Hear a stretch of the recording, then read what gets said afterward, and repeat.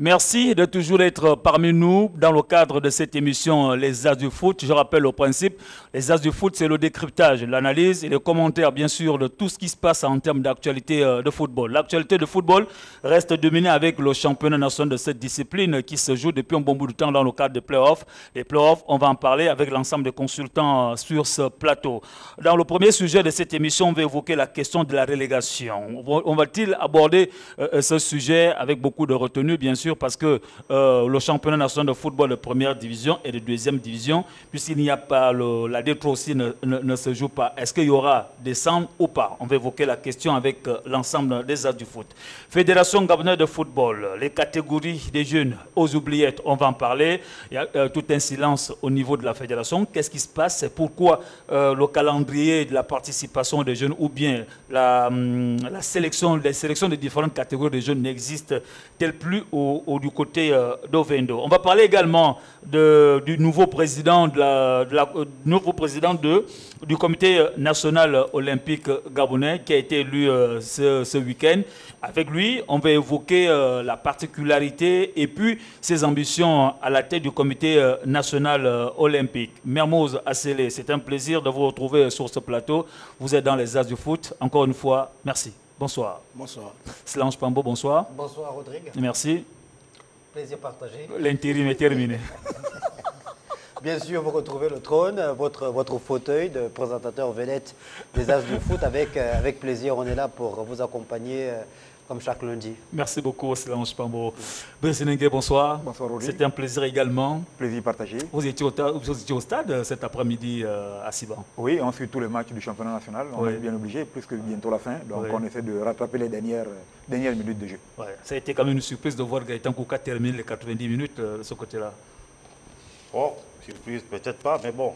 Puisque vous avez pour habitude de partir les 45 dernières minutes, parce qu'il y a toujours les exigences de famille. C'est une habitude qu'on me collait à la peau. Après, je ne gère pas mon calendrier parce qu'il y a une famille. Mais c'est toujours un plaisir que de suivre les 90 minutes de football du fameux tournoi que vous appelez championnat national. Ça a été très plaisant, USB Asdikaki. Ça faisait longtemps qu'on avait assisté à ce type de rencontre. On voit bien que le final en apothéose de ce tournoi est fort enrichissant au regard de la qualité du jeu produit. Et on l'a dit déjà lundi dernier, on n'est pas surpris par la composition de ces playoffs-là en termes d'équipes qui prennent part à cette dernière ligne droite vers le sacre. On saura dans quelques jours seulement qui de Mangasport, qui de l'Union sportive de Bitam, de l'As Dekaki, peut-être du Stade Manji sera sacré champion et vice-champion. Vous étiez également au stade de Lyon JS, Stade Manji Aspilican, c'était un beau match. Oui, un très bon match. En tout cas, on va dire que le niveau il surprend un peu vu le temps que les hommes ont mis avant de la reprise des activités sportives. On est quand même surpris du niveau de jeu qui n'est pas si catastrophique. Au contraire, on a de belles rencontres. Le bémol dans l'organisation de ce championnat maintenant, c'est surtout le fait qu'il y a des terrains qui sont difficiles pour pouvoir permettre un très bon jeu. Il y a des pelouses qui ne mériteraient pas d'être utilisées en ce moment pour un championnat de première division.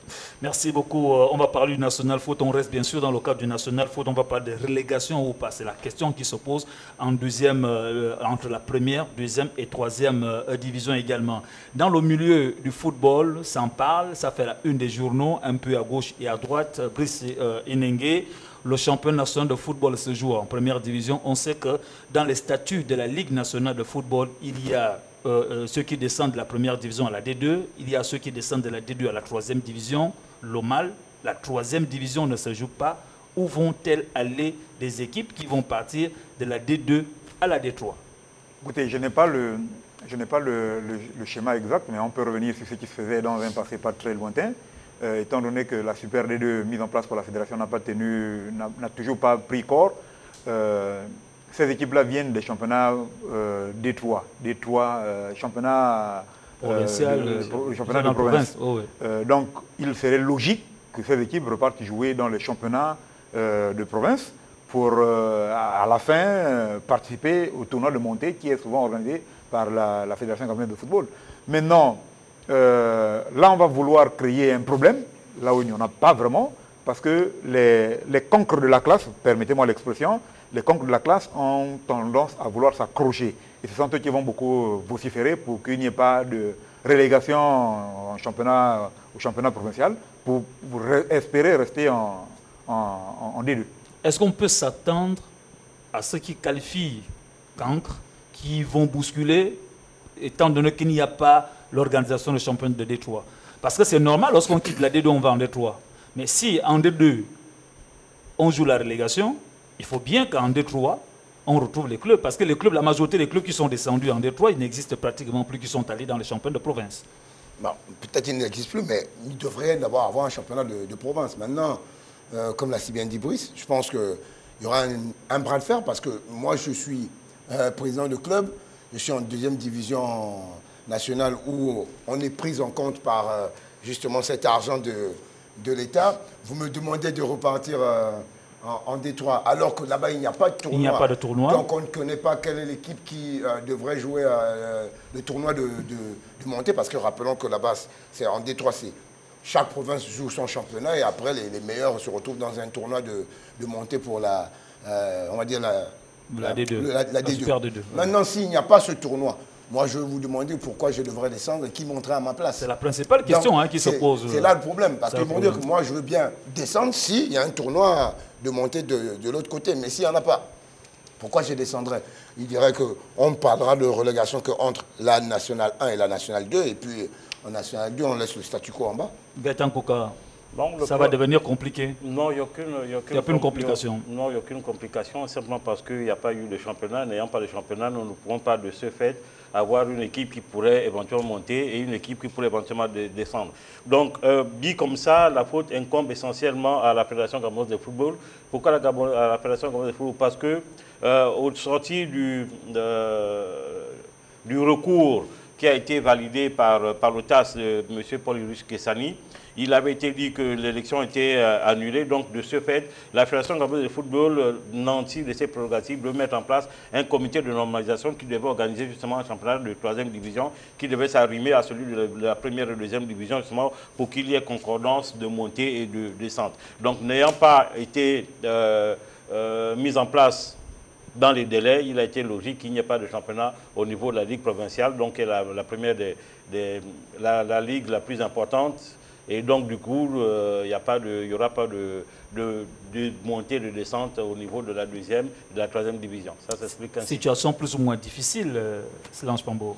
Oh, c'est une équation difficile qui n'est pas facile à régler, mais on a bien compris que c'est peut-être une période, on va dire quoi, transitoire au regard de l'aspect soulevé par Gaëtan Kouka, sachant évidemment qu'il y a cette situation de transition ou d'intérim à la tête de la Fédération gabonaise de football qui n'a véritablement pas pris la mesure de la chose depuis justement tous ces problèmes que l'on connaît au niveau du football gabonais après l'incarcération de Pierre-Alain Mungengui notamment, puisque aujourd'hui la Fédération gabonaise de football, quasiment, elle se réduit à l'organisation des matchs des Panthères du Gabon. Donc il faut qu'il y ait plus de visibilité, surtout qu'il y ait un dénouement par rapport à cette situation pour permettre justement à l'équipe qui a été élue le 16 avril dernier de pouvoir décliner sa feuille de route et on commencera à régler un certain nombre de problèmes. Sinon, je pense que la situation, mes prédécesseurs sur le plateau l'ont si bien identifié et mis le doigt là où ça fait mal. Après, on ne va pas créer un problème extraordinaire par rapport à cette situation. On a tout le respect possible pour ces équipes. Évidemment, ce n'est pas parce que c'est pas le haut du tableau qu'on ne devrait pas accorder de l'intérêt à ces équipes qui sont en 2e ou 3e division. Il faut simplement qu'on arrive à trouver le juste milieu. Ce n'est pas quand même à négliger parce que la première division, les derniers de la première division doivent aller en D2. Si ceux de la D2 ne descendent pas, ça veut dire qu'on risque d'avoir une situation où les clubs, comme disait Brice Denengue, les clubs qui vont se focaliser sur ça pour dire nous on ne descend pas en 2e division, ceux de la 2e division ne descendent pas en 3e division. Non, mais on ne peut pas demander, un club de première division ne peut pas refuser d'aller en 2e division dans la mesure où le championnat de D2 s'est joué normalement cette année. Et d'ailleurs, il est de très bonne facture. Ensuite, le cas pris par Gaëtan ne concerne que la Ligue de l'Estuaire. C'est la Ligue de l'Estuaire qui a connu ces problèmes, qui devrait être réorganisée par le mécanisme qu'il vient de si bien décrire. Mais les autres provinces devraient avoir démarré le championnat comme il se devait. Certaines provinces ont joué. Je sais par exemple qu'il y a des provinces qui ont démarré le championnat. Donc s'il y a une équipe qui appartient à cette province où il y a eu le championnat, où le championnat se joue normalement, l'équipe devrait, en toute logique, repartir en division provinciale. Maintenant, dire que le championnat ne se joue pas au niveau des provinces, c'est un peu osé. C'est cette année que les championnats ne sont pas joués. Mais l'année prochaine, les championnats se joueront forcément en province. Ça veut dire que le championnat qui va démarrer certainement en septembre. Mais cette année, ça ne s'est pas joué. Oui, ça ne s'est pas joué. Le championnat de Détroit. Le championnat de Détroit, ce n'est pas joué. Il n'y a pas de championnat en province. Non, pas toutes les provinces. Quelle est la province où le championnat s'est joué? Vous savez par exemple que le Goué Maritime a préparé sa saison. En D2 ou D3? En D3. Il y a des provinces qui ont fait ce qu'il fallait, mais des provinces qui sont restées à dormir. Non pas par la faute, mais par la faute beaucoup plus des présidents de ces ligues provinciales. Parce qu'il est important quand même de souligner que ces championnats ne sont organisés que par des ligues qui n'ont pas pu lancer leur saison. Mais il y en a qui ont fait ce qu'ils qui ont des moyens pour l'organisation de ces championnats. Le problème peut se poser pour des clubs comme Akanda par exemple, où il n'y a pas eu de championnat à l'Estuaire. Mais c'est pour cette année qu'il n'y a pas eu de championnat à l'Estuaire. L'année prochaine, il y aura un championnat de l'Estuaire. Donc Akanda si Akanda était par exemple tombé en championnat D3, Akanda serait allé pour le championnat l'année prochaine dans l'Estuaire. Donc le mécanisme ne pose pas de problème puisque les championnats vont se lancer et donc les équipes peuvent intégrer ce championnat-là. La seule difficulté qu'on va avoir, c'est cette année avec la D2. Pourquoi? Parce que si les équipes refusent de partir en D2, parce que comme il y en a 2 qui iront retrouver les autres en D2, on est déjà à 14 clubs en D2. S'il y a des équipes, on est à 12 clubs cette année. Mais que recommandaient les assises? Les assises disaient qu'il fallait une pyramide inversée, c'est-à-dire moins de clubs en D1 et plus de clubs en D2 pour augmenter l'entonnoir. Donc le filtre doit être plus important en haut, la compétition sera plus rude en haut pour réduire au niveau D1. Ça veut dire que si aujourd'hui on envoie le maximum de clubs en D2, on est déjà sûr que si on a 14 ou 16 clubs comme c'était prévu, on est sûr qu'on tient la route. Maintenant, il faut trouver un mécanisme pour les prochaines descentes. Est-ce qu'il faudra faire descendre 2 ou 3 pour rester dans l'équilibre? C'est à la LINAF de regarder. Après, derrière, par rapport à ce que dit M. Nengue, est-ce qu'aujourd'hui, les recommandations de la LINAF, les recommandations des assises, ça rime justement à ce qui est statutaire et réglementaire? N'oublions pas que chaque fédération et chaque ligue a des statuts et des règlements qui sont bien spécifiques. Donc, il est bien dit que lorsqu'on joue au championnat de première division, n'étant pas performant, pour prendre cette expression, nous sommes tout de suite relégués. C'est une récompense, c'est un couronnement d'une situation qui amène les gens à être relégués ou à aller en Coupe d'Afrique parce qu'on a été performant, d'accord? Or ici, les assises disent une chose alors que les règlements, les statuts ne sont pas revus. Donc ça veut dire qu'il va falloir revoir les statuts et règlements pour s'arrimer à une situation qui est globale. Sinon après, ça pose un cas qui est statutaire, qui est réglementaire. Ici, le problème d'Akanda ne se pose pas. Il ne se pose pas pourquoi? Parce que Akanda a pris part à un tournoi des 2-1.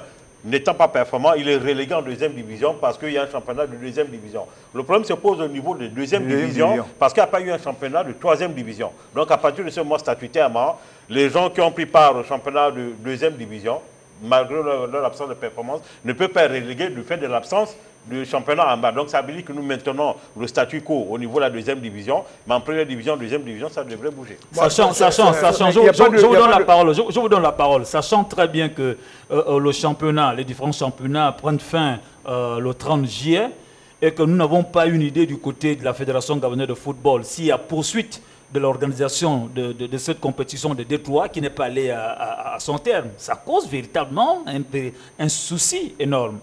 Le souci, justement, c'est quand on dit qu'il y a une province qui a joué, par exemple, un championnat, ce fameux championnat provincial.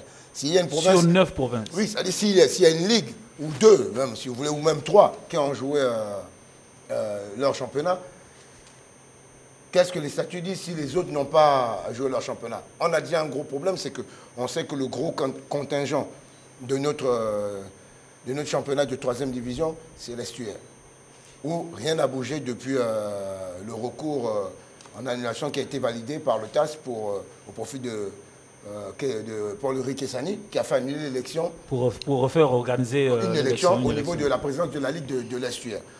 Est-ce que la fédération peut s'appuyer sur ça et sur les simples provinces qui ont joué pour pouvoir demander aux équipes de deuxième division de descendre et de pouvoir créer un tournoi justement de monter en deuxième division?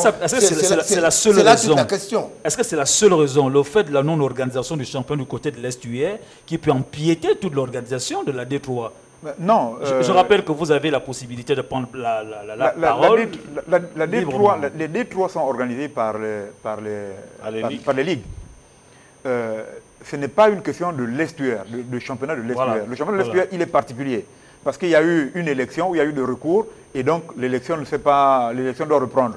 Maintenant, c'est à la Fédération gabonaise de football de prendre ses responsabilités, comme l'expliquait si bien Gaëtan, pour mettre en place un comité de normalisation très rapidement qui va ensuite toiletter les textes pour pouvoir redémarrer les choses proprement. Parce qu'en fait, repartir aujourd'hui à la Ligue avec une élection avec les textes qui ont déjà été contestés et qui ont déjà montré leurs insuffisances va poser toujours les mêmes problèmes. Donc il vaut mieux régler déjà le problème des textes et on avait largement le temps d'ici le début de la saison prochaine pour reprendre les textes. Maintenant, le problème de l'absence du championnat ne se pose pas. Les championnats reprendront l'année prochaine. Quand les championnats reprendront l'année prochaine, ces équipes qui sont tombées de la deuxième à la troisième division iront jouer dans ces championnats qui reprendront l'année prochaine. Si ce problème se posait cette année, on aurait eu problème puisque cette année, ça ne s'est pas joué. Mais le problème ne se posera pas l'année prochaine, sauf si on a déjà décidé volontairement que l'année prochaine, on ne joue pas ces championnats-là. Or, là, on n'est pas dans ce cas. Les équipes vont tomber en troisième division, donc dans les championnats des provinces. Les championnats des provinces vont démarrer en même temps en septembre, donc ces équipes-là seront intégrées directement à ces championnats. Maintenant, si on décide que ces championnats ne doivent pas se jouer aussi l'année prochaine, là, il y aura problème. Mais pour l'instant, il n'y a pas de problème. Le souci, c'est que si vous dites que, par exemple, une équipe qui est dernière en deuxième division doit descendre en troisième division, quelle est l'équipe de troisième division qui monte? Parce que quand il y a relégation, voilà, il est aussi monté. Et sachant très bien que le championnat détroit il y a 2 ans n'est pas là à son terme. Oui, le championnat détroit. Il faut le reprendre. Est-ce qu'il faut le reprendre ou pas? Ou bien il faut repartir à zéro? Il faut repartir à zéro. Après, c'est des mécanismes qu'on peut trouver. Si on a décidé cette année de ne pas reléguer, pour demander ce championnat, de ne pas reléguer, ni en première ni en deuxième division, on peut décider que ceux qui étaient champions, qui préparaient donc le tournoi de montée en D2, peuvent revenir et puis jouer le championnat. Je me vois, enfin, pour moi, c'est une piste de solution. Il y a pas de, mais il y a beaucoup de pistes de solution comme ça qu'on peut, qui n'est pas partagé par Slange Pambo. Je vois Slange Pambo quand il bouge son petit doigt. Non, ce sont des urgences. On a tous compris que ce sont des urgences qu'il va falloir régler le plus rapidement possible. Il va falloir régler, c'est la Fédération gabonaise de football qui doit les régler dans des délais raisonnable évidemment pour faire toute la lumière par rapport à cette situation, pour ne pas ajouter une crise à des crises qui existent déjà. Donc il est impératif que la Fédération gabonaise de football s'approprie ce problème-là pour pouvoir rapidement trouver une solution. Piste de solution, Gaëtan Kouka. Piste de solution, c'est faire simple, simplement dire que la Ligue provinciale de l'Estuaire n'a pas pris part à certaines activités, donc du coup, elle ne s'est pas considérée ou comptée dans le processus. Ça veut dire que si on exclut la Ligue de l'Estuaire, on exclut les joueurs, les équipes également de l'Estuaire. Inscrits de l'Estuaire. Tout à fait. Ça peut être logique. Non, c'est logique. Puisqu'on va mettre en difficulté les équipes qui se sont préparées, par exemple, pour jouer à la D3. C'est une activité qui vous donne le droit de prendre part justement ou à la montée ou à la descente. N'ayant pas d'activité, on ne peut pas vous compter. Vous ne pouvez pas compter un enfant qui n'est pas inscrit au baccalauréat, vous donnez le bac. Ça n'a aucun sens. Vous comprenez? C'est une question de logique. Il y a une piste de solution. Il y a une autre pour rejoindre Gaëtan. C'est bien ça. Rejoindre Gaëtan, ça c'est bien ça. Ça c'est la première fois. Oh, c'est super. Mais le contraire m'aurait surpris. Pour rejoindre Gaëtan, pour le cas de la Ligue de l'Estuaire, ça ne devrait pas poser un problème. Les équipes n'ont pas joué depuis quasiment 2 ans. Puis on a passé une 3e année sans jouer. L'Estuaire peut comprendre que nous n'avons pas aujourd'hui la capacité de pouvoir intégrer une équipe à un championnat d'élite qui nous permettrait d'aller en division nationale. Maintenant, les autres provinces qui ont joué peuvent présenter leurs champions et puis on refait un tournoi de montée pour compenser. Et c'est cette solution que je trouve que si des provinces ont joué, mais qu'on fasse avec les provinces qui ont joué, parce que là-bas, il y a un président, il y a des joueurs qui ont fait des efforts pour pouvoir être prêts à venir en deuxième division. Donc de faire avec l'existant pour l'instant et l'année prochaine, faire tout pour que tout reparte dans de meilleures conditions. Alors, dernière question, qu'est-ce qui peut justifier la difficulté de la Fédération gabonaise de football à aller au bout de la compétition des trois ou en l'organisant cette année? Non, ce n'est pas la fédération qui organise le tournoi de 3e division. La fédération... Non, tout ça, de monter de 3e, monter. Non. La montée, je pense qu'elle incombe à la Ligue. À la fédération. À la fédération. À la fédération. Mais justement, n'ayant pas... La fédération va mettre sur pied très rapidement un comité pour organiser le tournoi de montée en tenant compte justement des provinces qui ont eu des activités. La montée ne pouvait pas se jouer, la fédération ne pouvait pas l'organiser, puisque l'année où on suspend le championnat, toutes les équipes sont en compétition. En mars 2020, quand on décide de tout arrêter, les championnats se jouent régulièrement. À partir de mars, quand on arrête le championnat, la fédération n'a plus les éléments pour organiser un tournoi de montée, puisque la pratique du sport est interdite par les autorités politiques. Merci, messieurs. Nous avons épilogué sur cette question de montée en 2e ou en 3e ou en 1re division. On compte désormais quelques petites difficultés. Osons-nous espérer que cela trouve une solution pour éviter encore une autre crise au milieu du football. On parle football, Fédération gabonaise de football, les catégories des jeunes oubliés depuis pratiquement 2 ans, enlevant les 2 années, 3 ans, 4 ans, enlevant les 2 années du Covid, on constate l'absence de la sélection, des différentes sélections de nos différentes équipes nationales. Est-ce qu'on peut comprendre ce problème-là? Parce qu'aujourd'hui, on voit beaucoup de jeunes qui se déploient à gauche et à droite, qui sortent du pays et qui pratiquent et qui jouent en championnat national. Ces jeunes aussi, c'est l'ambition d'être choisis dans les catégories qui existent au sein des équipes nationales. Je crois qu'on en avait déjà parlé lorsque nous avons commencé cette émission Les As du foot. On en parlait déjà pendant la période de Covid et après la période des assises. On a un problème dans notre fédération, dans notre organisation de notre football, c'est cette direction technique nationale qui est pratiquement obsolète. Et qui n'est jamais au stade depuis le début du championnat. Qui est inexistante, c'est-à-dire qui n'est pas visuelle en tant que telle. Et on sait que tout le travail pour ce genre de compétition au niveau des jeunes, pour l'organisation des compétitions des jeunes, tout se passe autour de cette fameuse direction technique qui, elle, est pratiquement obsolète dans la fédération, dans notre fédération gabonaise de football. Et c'est là tout le mal. On a vu les derniers résultats d'une de nos équipes de jeunes de football en Cannes, notamment une Cannes organisée chez nous. On a pris... En 2017. C'est la dernière participation d'une jeune catégorie. On a pris la pâtée, excusez-moi du terme, on a pris la pâtée à domicile. Parce qu'il fallait faire une équipe en disant bon, on va regrouper 2-3 petits jeunes au niveau de Makoko, 2-3 petits jeunes au niveau de Franceville, 2-3 petits jeunes au niveau de Oyem. On dit on va faire un petit tournoi de détection, et cela à peine à quoi? À quelques mois de la compétition, et on dit on a une équipe nationale de U17, U16, ce qui n'est pas du tout normal, alors qu'il devrait y avoir un championnat des jeunes catégories qui ferait qu'on aurait une équipe nationale de jeunes, comme ça se fait. Est-ce que vous comprenez ça, cette absence-là? Ça peut se comprendre du point de vue de l'absence de compétition. En ce sens que, avons-nous des championnats pour toutes les catégories? Il n'y en a pas. Il n'y en a pas. À partir de ce moment, comment voulez-vous faire une détection pour une catégorie quand il n'y a pas un championnat? À quoi sert un championnat? Non seulement pour qu'il y ait la visibilité, la crédibilité, mais aussi pour qu'un sélectionneur puisse venir et dire je m'appuie sur ce championnat pour dire je peux prendre tel joueur. En l'ensemble des championnats, comment voulez-vous que les gens soient sélectionnés? Et c'est ce que disait justement Mermoz.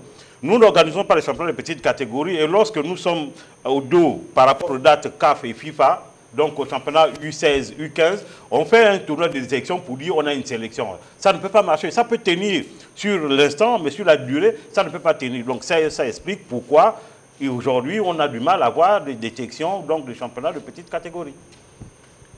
Oui. Il faut partir du problème.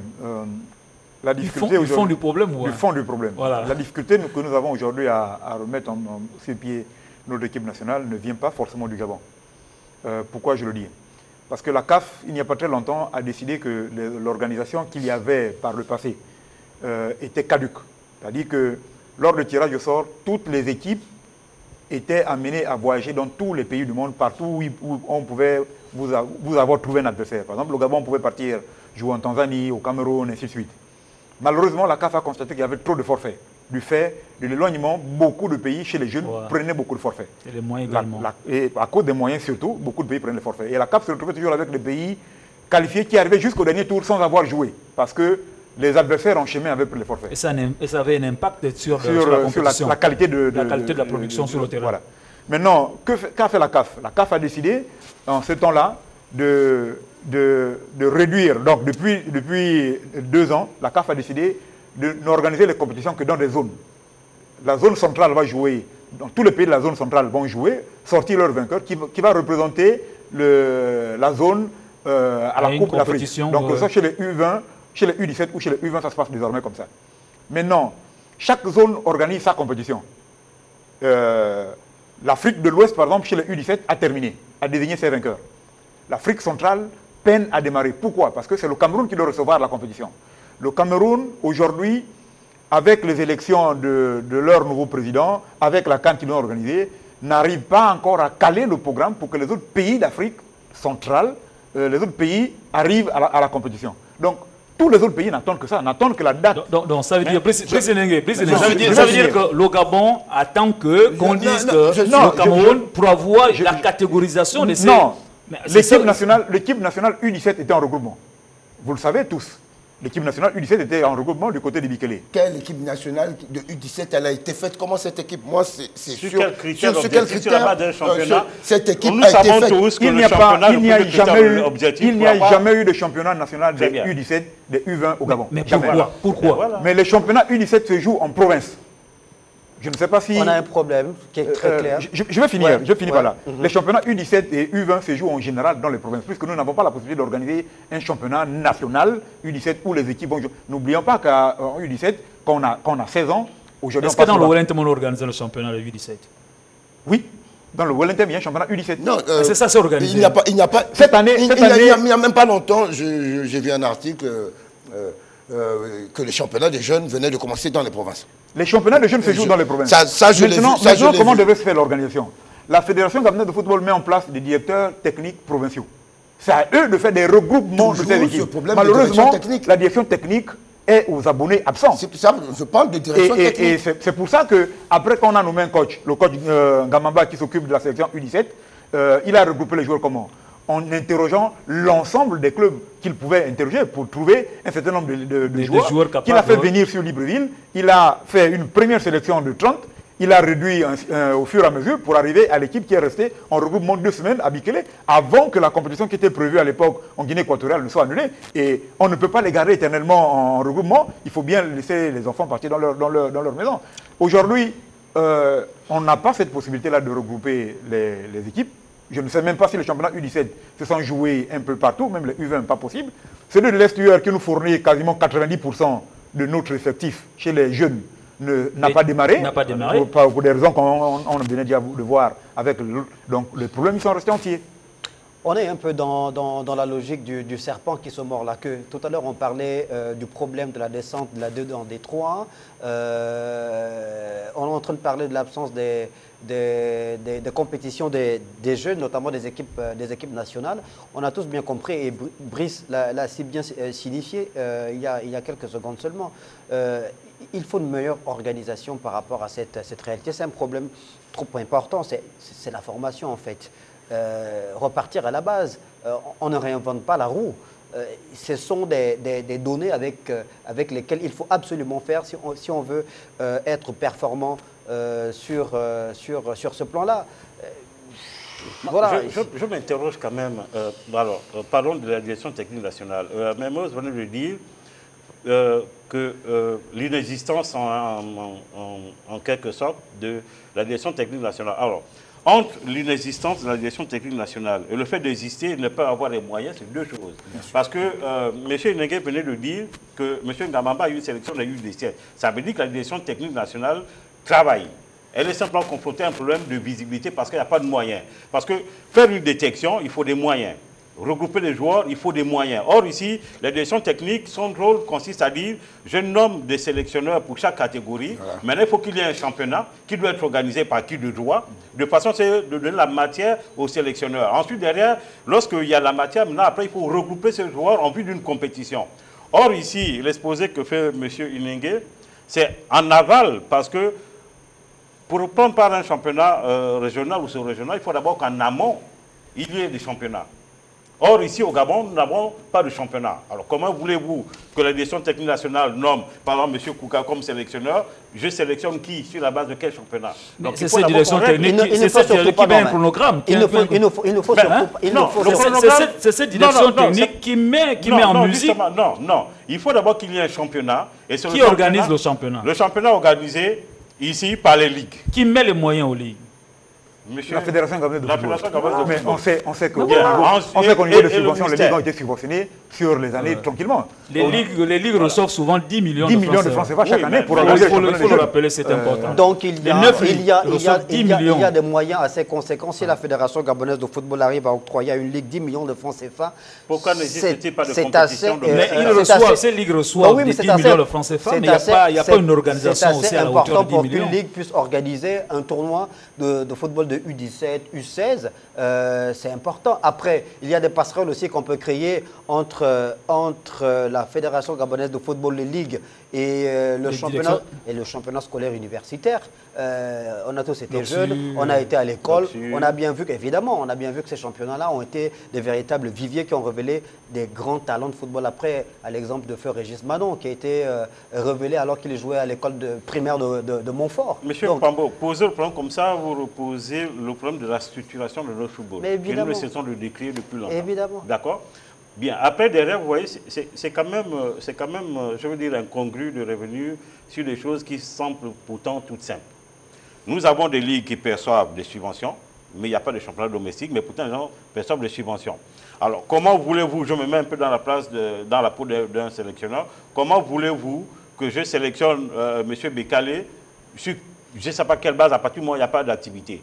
Donc ça devrait dire que la fédération devait être beaucoup plus regardante sur les activités des ligues, de façon à donner justement la matière, la visibilité aux sélectionneurs, donc au championnat. Mais, toujours, on reviendra toujours sur le problème du travail de la direction technique nationale. Comme Brice disait tout à l'heure, est-ce que cette direction a les moyens, justement, de s'organiser de tel à pouvoir faire un travail conséquent, c'est-à-dire de pouvoir nommer un directeur technique provincial dans chaque province pour suivre justement le tournoi des jeunes. Est-ce que cette direction a les moyens de faire en sorte que justement le coach qui est pris pour cette catégorie des jeunes ait les moyens de se déplacer justement dans les différentes provinces pour regarder ne fût-ce qu'au moins un match des différents championnats provinciaux? Là est la question. Rappelons qu'un championnat des jeunes, comme dans tous les autres pays, il y a plus d'équipes de jeunes que d'équipes d'élite. Ouais.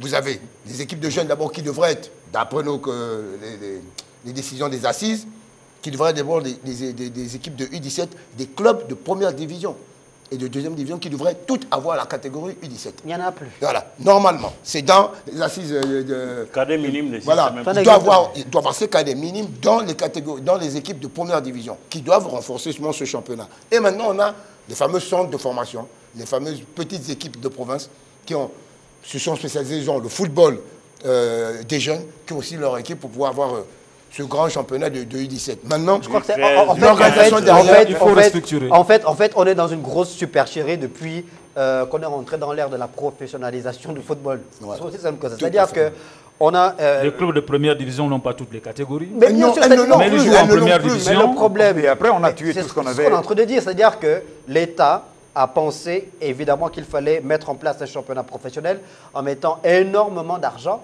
Les présidents de clubs ont eu un appétit gargantuesque par rapport à ces milliards de francs CFA-là en dormant ou en s'asseyant carrément sur la formation. Le cahier de charge n'a jamais été respecté. Gaëtan Kouka est là. Il a été formé. Il a commencé quoi? Pipi, Mimine, de Batavia. On prend même le dernier club qui... Après, il a été candidat à la sous-ligue. Au Vendo, il a été battu. On prend les derniers... Oui, j'assume mon élection. Monsieur Bekane. Grandi. Monsieur Bekane, dorénavant, je sais qui est avec moi et qui n'est pas pour moi. Monsieur Bekane, le plus important, c'est que tu étais battu. Monsieur, restons d'abord dans le débat. Monsieur Bekane, restons dans le débat.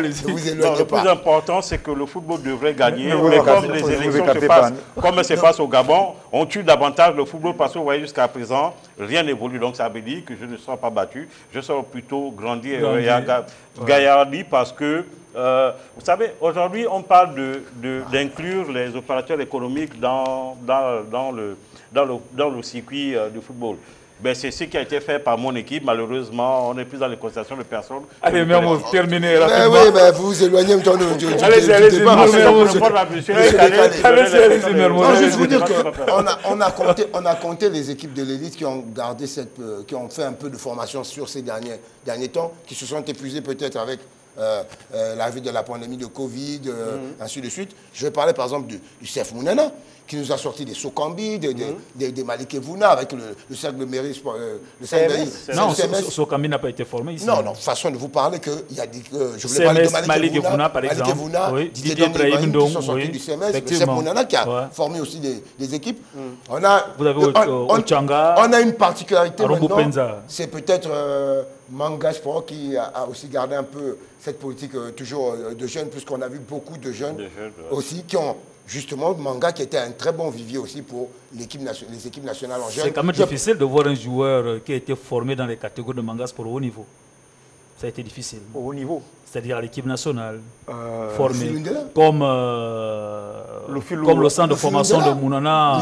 Le Filou, Miogo, c'est des joueurs qui ont joué. Qui ont été formés. Ils sont portés disparus. Oui, portés, mais comme tous les joueurs. Miogo, moi j'ai suivi, on l'a suivi. Miogo, il est en France. Oui. Il est parti. Là, il veut se rattraper là. Il est parti en J'ai bien envie de te rappeler que j'ai bien envie de te rappeler que Mouélé a été un pilier de notre défense en équipe nationale. Effectivement, c'est un bel exemple.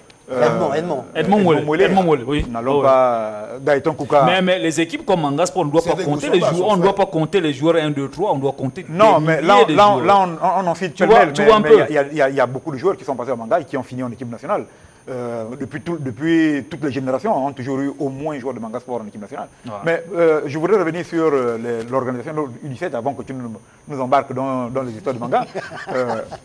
On est là dans une difficulté qui est importante. Souvent, on est nostalgique de l'Oxu. Ouais. Mais l'Oxu, on joue où? Tous les terrains de foot, on a construit les écoles dessus. Les terrains de foot qui étaient dans les écoles, on a construit des bâtiments, les salles de classe. Les écoles n'ont plus d'aire de jeu. L'Oxu devient compliqué parce qu'on ne sait même plus où pratiquer. Quand vous allez dans certaines localités, Libreville par exemple, vous avez très peu de stades. Les stades ne suffisent même pas pour jouer. On a le stade annexe, on l'a bousillé. On a bousillé pas mal de petits terrains qu'on avait. Le terrain du CFB où Gaëtan a été formé, apparemment est en train d'être... Il y a un grand chantier. Voilà, est en chantier là-bas pour autre chose qu'un terrain de football. Il y a pas mal de choses. Donc l'Oxu va être plus compliqué aujourd'hui à mettre en place parce qu'on a vendu tout ce qu'il y avait comme aire de jeu. Et donc ça pose un problème. Pourquoi est-ce qu'on ne peut pas organiser un championnat national où toutes les catégories peuvent se retrouver? C'est difficile. Vous voyez la première division, la première et la deuxième division maintenant pour voyager, c'est extrêmement difficile. Vous imaginez un enfant en U17, il a 16 ans. Il a 16 ans U17, il est en terminale. Quel parent va accepter que son enfant, tous les 3 jours, soit dans un train qui dort 2 jours en chemin et il n'a pas le temps de travailler? Donc c'est quand même assez difficile de jouer. Ça veut dire que l'enfant, plus que le ministère, ne va pas avoir un canevas pour les enfants qui vont à l'école, pour leur permettre de rattraper tout ce qu'ils ont perdu pendant qu'ils étaient en déplacement avec les équipes. Ça va être difficile d'avoir un championnat national. L'important aujourd'hui, c'est restructurer les championnats provinciaux où l'enfant peut partir. On peut partir de Libreville pour aller jouer en Toum mercredi après-midi et revenir tranquillement, plutôt que de partir de Libreville pour aller jouer à Port-Gentil, dormir là-bas, revenir 2 jours après et rater les cours sur 3 dans notre environnement, on peut quitter le Mwanda pour aller en Baya. Voilà. Championnat provincial est l'idéal, mais il faut les professionnaliser aujourd'hui. Monsieur, piste de solution sur cette question de l'organisation de nos catégories aujourd'hui qui n'existe pratiquement pas, qui n'existe plus. Mais Brice Dinagé vient d'en parler des solutions justement. Oui, ça c'est pour lui. Non, mais on trouve que c'est la meilleure solution au regard de notre réalité, nos réalités quotidiennes. Comme on a bien dit, il faudrait que les championnats de ces catégories de jeunes qui sont organisés dans les provinces soient mieux structurés, mieux suivis par la Fédération gabonaise de football pour que le coach national des petites catégories ait une bonne visibilité de ces championnats. Et cela passe par une direction technique forte qui a les moyens de pouvoir le faire. Mais on a toujours décrié ce fait-là que la direction technique, mais elle reste toujours là.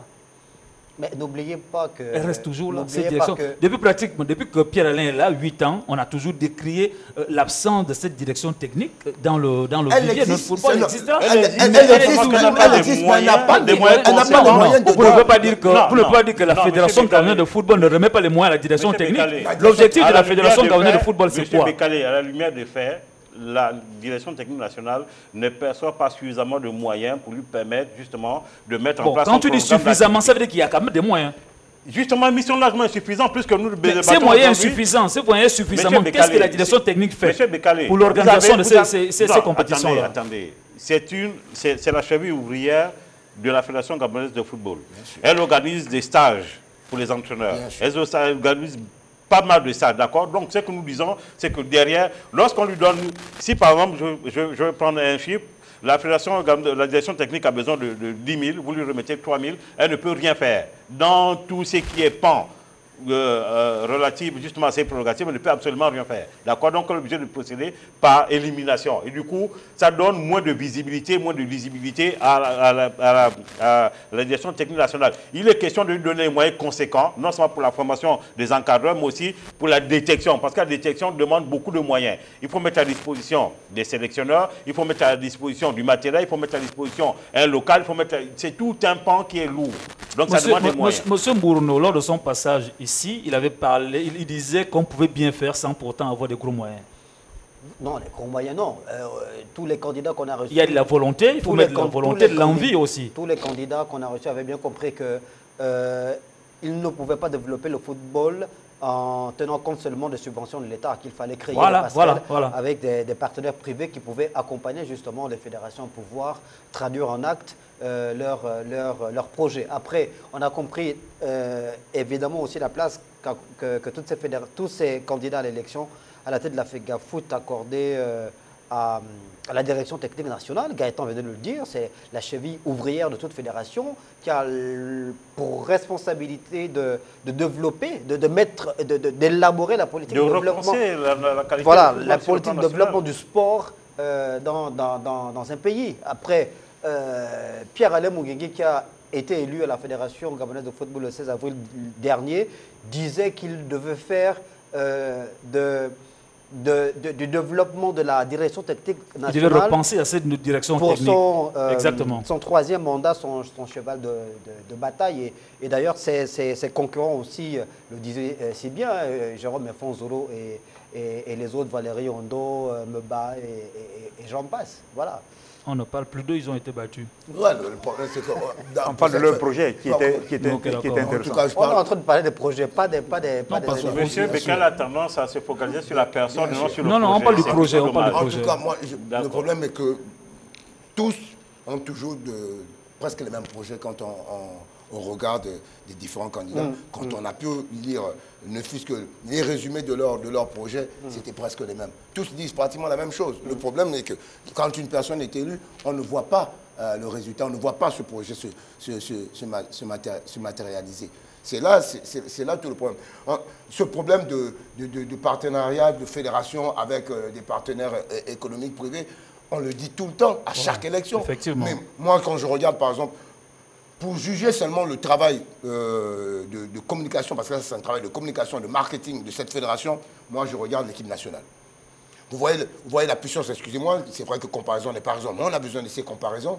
Regardez un match de l'équipe de France, la publicité d'un match de l'équipe de France qui va se jouer dans 2 mois ou 3 mois.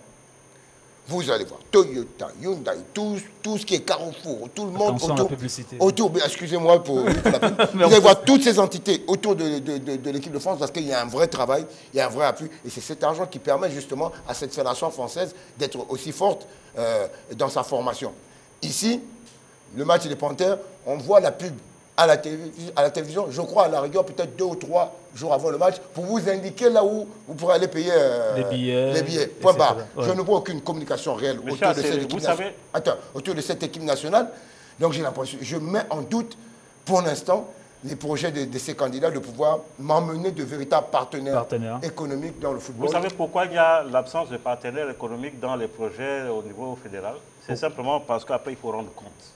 Lorsqu'un partenaire injecte de son argent, après il y a un rendu qui lui est fait. Donc comme les gens évitent qu'il y ait des comptes rendus en termes de gestion financière, on préfère ne pas avoir de partenariat. C'est aussi simple que ça. Et faire le foufou, excusez-moi du terme, avec l'argent du contribuable. Suivez mon regard. Il y a quand même la présomption d'innocence qui existe, M. Kouka. Vous n'allez pas faire passer tous les responsables des fédérations pour des délinquants en col blanc. Citez-moi combien de partenaires sur le plan national la Fédération gabonaise a eu depuis 1962. Je te cite un cas d'une association qui a des partenaires et qui a justifié, Brice Nengue qui a fait une assemblée générale et qui a justifié, qui a bel et bien justifié l'argent de ses partenaires. Assemblée générale élective ou bien ordinaire? Non, ordinaire. Ordinaire.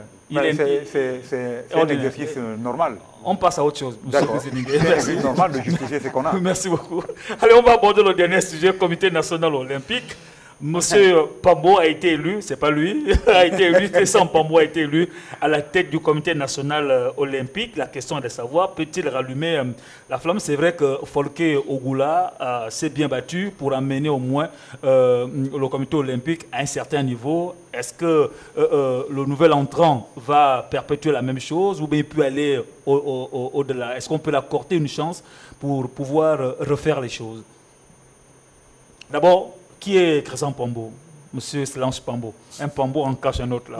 Naturellement. Naturellement. Il n'y a pas de lien de parenté ou pas? Tristan Pambo est président de la Fédération gabonaise de natation depuis plusieurs années maintenant. Ouais. Là, il va démissionner là. Il est très actif dans le milieu de la natation évidemment, puisqu'il a, durant les années qu'il a passé à la tête de cette fédération, essayé de donner une nouvelle âme à cette discipline sportive en faisant beaucoup dans la formation. Ouais. D'ailleurs, on a eu,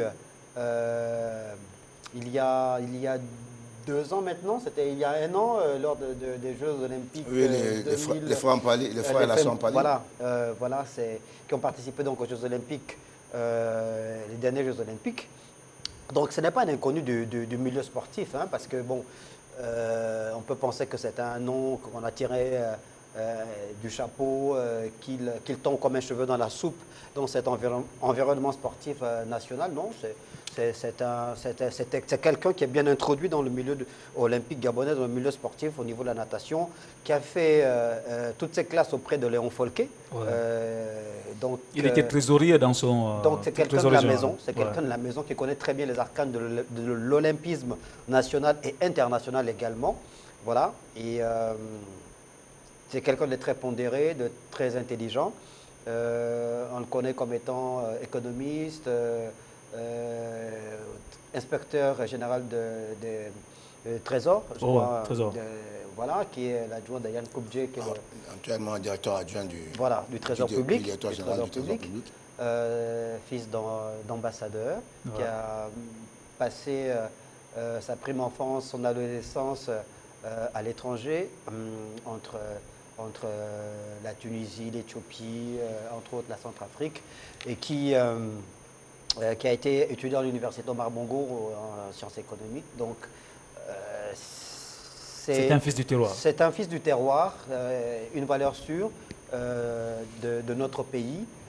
Je pense qu'il a les atouts qu'il faut, au regard même déjà du fait qu'il ait finalement pu fédérer autour de lui l'ensemble du collège électoral qui a préparé à cette élection-là. Il y avait quand même 15 fédérations qui ont voté et 2 représentants. Non, il y a 15 fédérations et 2 représentants des athlètes. Des athlètes, voilà. Ouais, il a recueilli 82% de voix, même si bon, c'était une candidature unique, mais quand même il a fait le plein de voix. Donc il jouit de cette espèce de respect, légitimité aussi. Voilà, de légitimité, beaucoup de respect, beaucoup d'estime pour lui. Et après, on espère que sa vision, son projet qui se regroupe autour de 5 piliers, il pourra il pourra implémenter ça?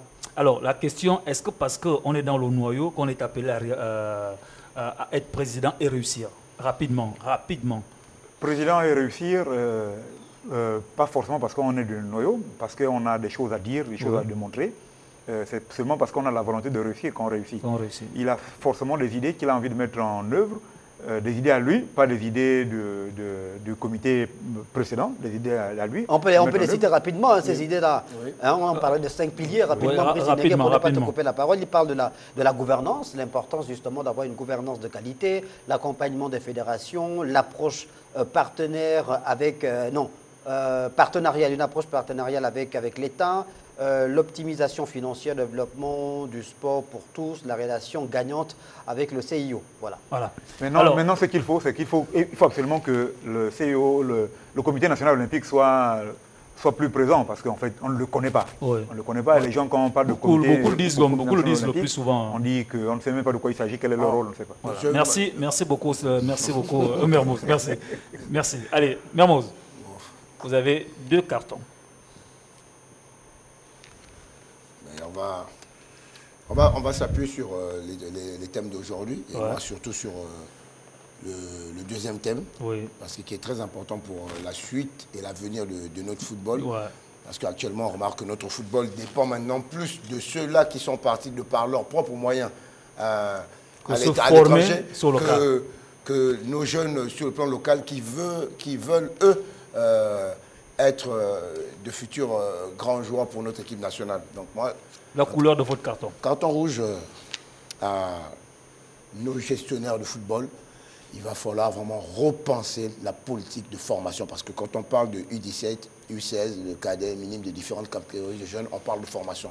Repenser le football amateur au niveau des jeunes pour notre pays, pour qu'il soit meilleur que maintenant. Merci peut-être beaucoup. Meilleur qu'avant. Parce qu'avant, il y avait quelque chose. Merci beaucoup. Mermoz.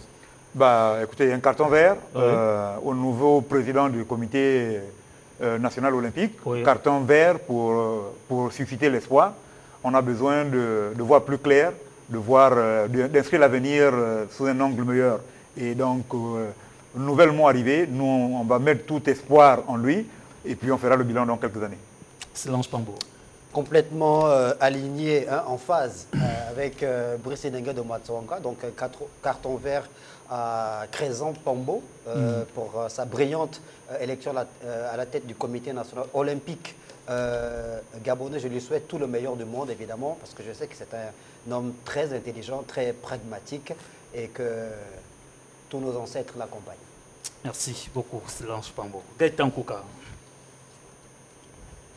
Carton rouge à la Fédération gabonaise de football, simplement pour le fait de ne pas avoir mis en place le comité de normalisation qui aujourd'hui constitue un blocage certain pour le développement du football, qui est la première prérogative de la Fédération. Donc carton rouge à la Fédération. Merci beaucoup Gaëtan Kouka. Les As du foot attribuent ce carton rouge à la LINAF, la Ligue nationale de football, sur le fait que cette ligue ne connaît pas l'importance d'une feuille de match. On voit les dames qui partagent les feuilles de match d'abord aux supporters avant de la remettre aux journalistes. Carton rouge à la LINAF. Merci beaucoup. Pourquoi Non, mais je partage...